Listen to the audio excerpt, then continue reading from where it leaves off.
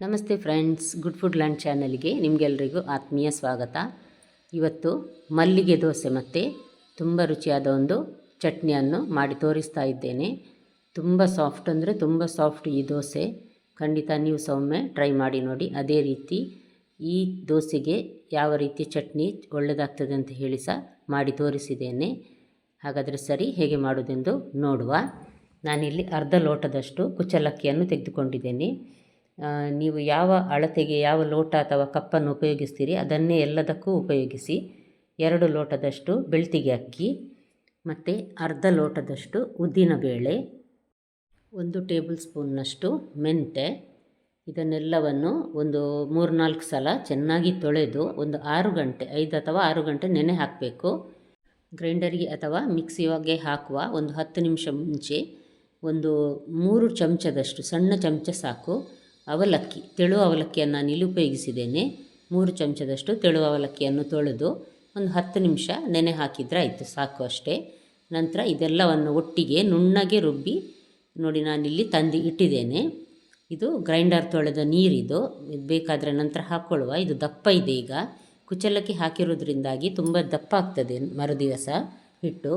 ಇದು ನೋಡಿ, ಈಗ ನಾನು ಉಪ್ಪು ಹಾಕಿದ್ದೇನೆ. ನೀವೇನಾದರೂ ದೋಸೆಯ ಹಿಟ್ಟನ್ನು ಉಳಿಸ್ಕೊಳ್ಬೇಕು, ನಾಳೆಗೆ ಮಾಡಬೇಕು ಅಥವಾ ನಾಡ್ದು ಮಾಡಬೇಕು ಅಂತ ಉಳಿಸ್ಕೊಳ್ಳಿಕ್ಕಿದ್ರೆ ಉಪ್ಪು ಹಾಕಬೇಡಿ, ಅದು ಹುಳಿ ಆಗ್ತದೆ ಮತ್ತು ಇಲ್ಲಾಂದರೆ. ಅದಕ್ಕೋಸ್ಕರ ಉಪ್ಪು ಹಾಕಿದ್ರ ನಂತರ ನಾನು ಒಂದು 2 ಚಮಚದಷ್ಟು ಸಕ್ಕರೆ ಸಹ ಹಾಕಿದ್ದೇನೆ. ಇದು ಫರ್ಮೆಂಟ್ ಆಗಲಿಕ್ಕೆ ಒಳ್ಳೆಯದು ಮತ್ತು ದೋಸೆಗೆ ಒಳ್ಳೆ ಬಣ್ಣ ಕೊಡ್ತದೆ. ಅದಕ್ಕೋಸ್ಕರ ನೋಡಿ, ಇದನ್ನು ಈ ರೀತಿ ನಾನು ಚೆನ್ನಾಗಿ ಒಂದು ಸಲ ಮಿಕ್ಸ್ ಮಾಡಬೇಕು.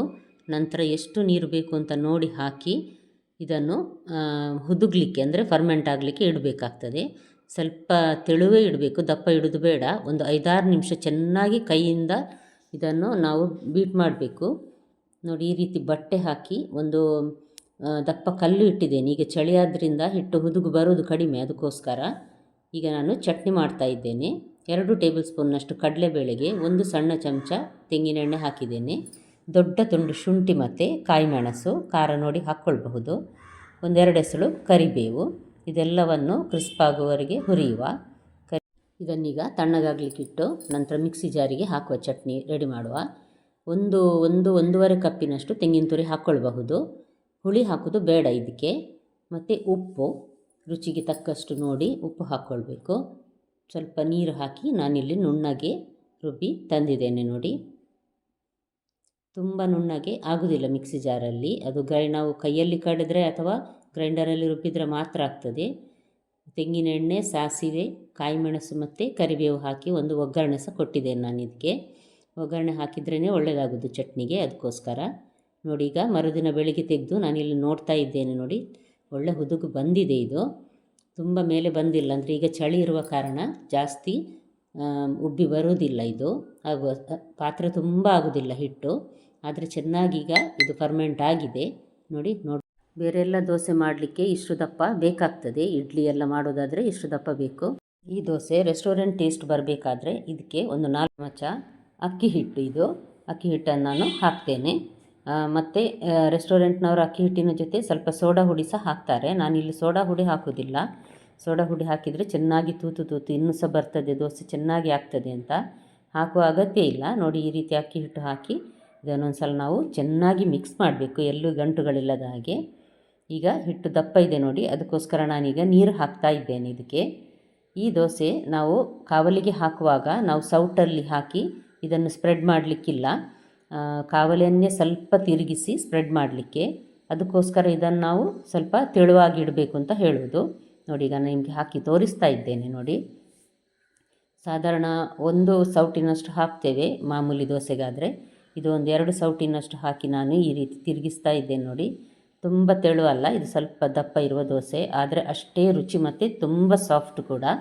ಖಂಡಿತ ನಿಮ್ಮ ಮನೆಯಲ್ಲೊಮ್ಮೆ ಟ್ರೈ ಮಾಡಿ ನೋಡಿ ಫ್ರೆಂಡ್ಸ್.